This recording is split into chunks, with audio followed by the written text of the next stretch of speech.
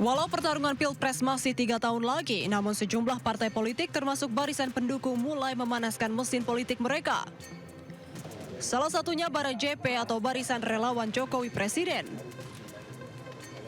Mendatangi kediaman Jokowi di Solo, Jawa Tengah, sejumlah pengurus Bara JP mengaku menemui Presiden ke-7 itu untuk berdiskusi tentang peta perpolitikan jelang pemilihan Presiden 2029. Ketua Umum Bara JP Willem Frans Ansanai juga menegaskan kedatangan mereka ke rumah Jokowi untuk kembali menegaskan bahwa Bara JP mendukung pemerintahan Prabowo Gibran 2 periode sesuai arahan Jokowi.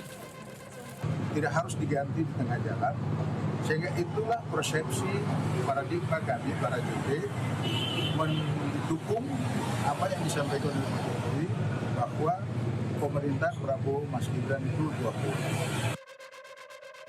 Selain barisan pendukung Jokowi, Jokowi yang tak lain ayah Wapres Gibran Raka Buming Raka sudah sejak jauh hari menegaskan mendukung Prabowo Subianto dan Gibran Raka Buming Raka melanjutkan kepemimpinan untuk periode kedua. Nama Mas Gibran disebut potensial jadi capres 2029. Tanggapan Pak Jokowi? Kan sudah saya sampaikan Prabowo Gibran 2 periode, sudah. Walaupun berambisi mendukung Gibran melanjutkan kepemimpinan, Jokowi menegaskan tidak ada niat mendorong Gibran maju sebagai calon presiden, namun tetap bersama Prabowo sebagai wakil presiden. Tim Liputan iNews melaporkan. Informasi lainnya pemirsa, bantuan masih terus mengalir untuk korban banjir Sumatera. Kapolri Jenderal Listio Sigit Prabowo bersama dengan Ketua Komisi 4 DPR RI, Titik Soeharto mengunjungi hunian sementara Asrama Haji Pinang Sori, Tapanuli Tengah, Sumatera Utara.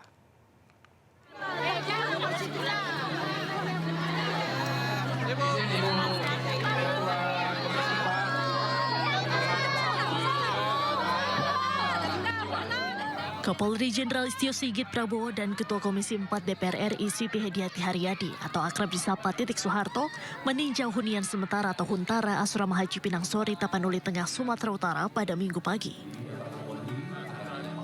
Kunjungan ini sekaligus untuk menyerahkan bantuan kepada para korban bencana Sumatera, terutama warga Tapanuli Tengah. Polri menyerahkan bantuan 16 truk yang berisi paket sembako, peralatan sekolah, peralatan pertanian, peralatan ibadah, bahan material hingga hand traktor.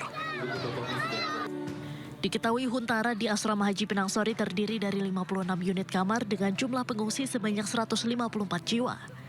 Huntara ini akan dilengkapi tandon air, MCK, dan sumber air bersih. Hari ini kami melanjutkan membagikan bantuan sosial. Ada kurang lebih 16 truk yang akan kami salurkan baik di Huntara ini maupun di kabupaten-kabupaten yang ada di wilayah Kapten. Nanti Pak Bupati yang akan membagi terkait dengan kebutuhan-kebutuhan yang diperlukan seperti pakaian, kemudian juga ada bahan makanan, obat-obatan. Dalam kesempatan tersebut, Ketua Komisi 4 DPR RI Titik Soeharto mengapresiasi langkah pemerintah daerah yang segera membantu dan mengatasi masalah-masalah yang dihadapi masyarakat terdampak bencana, salah satunya membangun hunian sementara. Ia juga mengucapkan terima kasih kepada aparat TNI Polri yang sejak hari pertama musibah sudah membantu masyarakat di lapangan. Dari Tapanuli Tengah, Sumatera Utara, Tim Liputan iNews melaporkan. Pemirsa, Taman Marga Satwa Ragunan yang biasanya tutup pada hari Senin, khusus hari ini dibuka untuk liburan Imlek. Sementara arus lalu lintas menuju ke Ragunan hingga dengan siang ini masih ramai lancar. Warga yang akan mengisi libur cuti bersama dan Imlek tidak perlu khawatir memilih tempat wisata dan juga murah, nyaman di Jakarta. Taman Marga Satwa Ragunan yang biasanya tutup pada hari Senin dijadwalkan buka untuk pengunjung khusus hari ini. Para pengunjung dapat menikmati wisata bersama dengan satwa sambil menikmati rimbunan dari pohon bersama dengan keluarga, tentu saja dengan tiket yang ramah di kantong. Dan jangan lupa membawa payung atau jas hujan untuk antisipasi anomali cuaca. Sementara arus lalu lintas dari arah Mampang menuju ke Ragunan hingga dengan siang ini masih ramai lancar. Bahkan kebun binatang Ragunan akan ditutup pada Rabu mendatang untuk perawatan dan juga pemeliharaan satwa.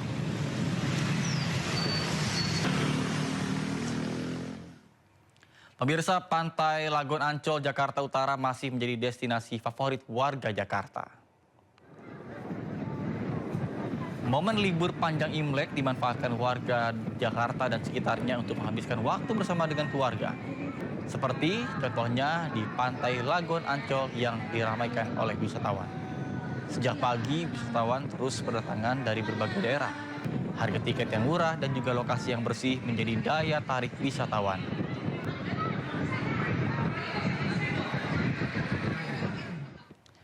Pemirsa, warga berburu kuliner legendaris khas Imlek di kawasan Krendang Raya Jembatan 5, Jakarta Barat. Menjelang perayaan Tahun Baru Imlek, kuliner yang paling dicari di sini adalah kue keranjang. Warga pun mulai berburu makanan yang memiliki tekstur kenyal dan manis ini. Kue keranjang dipercaya menjadi simbol rezeki keharmonisan bagi warga Tionghoa. Di sejumlah toko dan juga lapak, kue keranjang dijual dalam berbagai ukuran dan kemasan, mulai dari Rp28.000 hingga Rp75.000 per kilonya. Bahkan selain itu, warga Tionghoa juga berburu manisan buah jeruk Bali khas Kalimantan atau permen Imlek, kacang-kacangan, hingga dengan aneka kue kering. Pedagang pun mengaku penjualan meningkat tajam menjelang Imlek.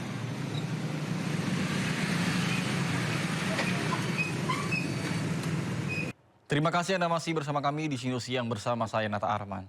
Pemirsa, 3 pelaku pencurian bahan batik senilai 1,3 miliar rupiah di pameran Inacraft Jakarta Convention Center atau JCC Senayan, Jakarta Pusat akhirnya berhasil diringkus petugas reserse kriminal Polsek Metro Tanah Abang. Polisi harus mendobrak paksa pintu salah satu rumah saat melakukan penangkapan di wilayah Bekasi, Jawa Barat.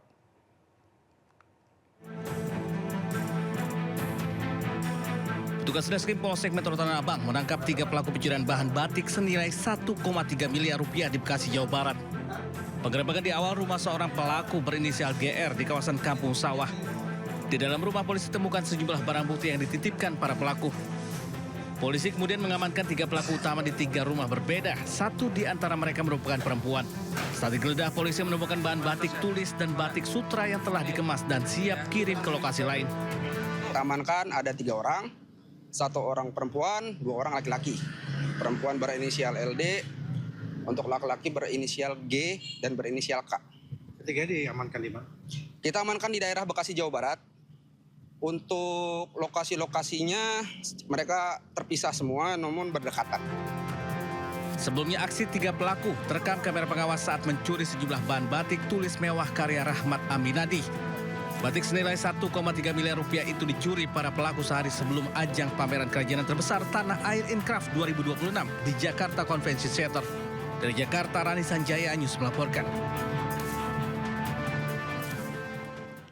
Pemirsa, sebuah mobil tertabrak kereta api di perlintasan kereta tanpa palang pintu di kawasan Gelam, Candi, Sidoarjo, Jawa Timur. Akibat insiden tersebut, pengemudi mobil meninggal dunia.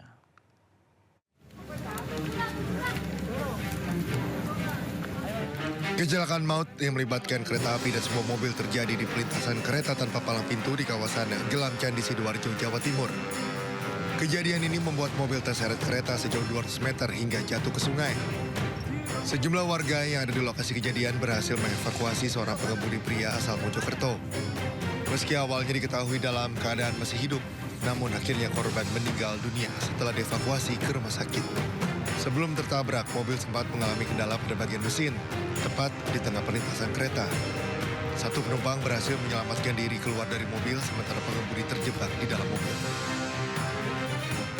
Ada 2 orang di dalam mobil, yang 1 turun udah menyelamatkan diri, tapi yang 1 bersikukuh terus menyelamatkan kendaraannya gitu loh, dari rel. Tapi maju, mati, terus mundur, mati lagi sampai hampir kereta tadi. Kasus kini sedang ditangani aparat kepolisian dan Polsek Candi, Sidoarjo. Dari Sidoarjo, Jawa Timur, Pramono Putra, iNews melaporkan.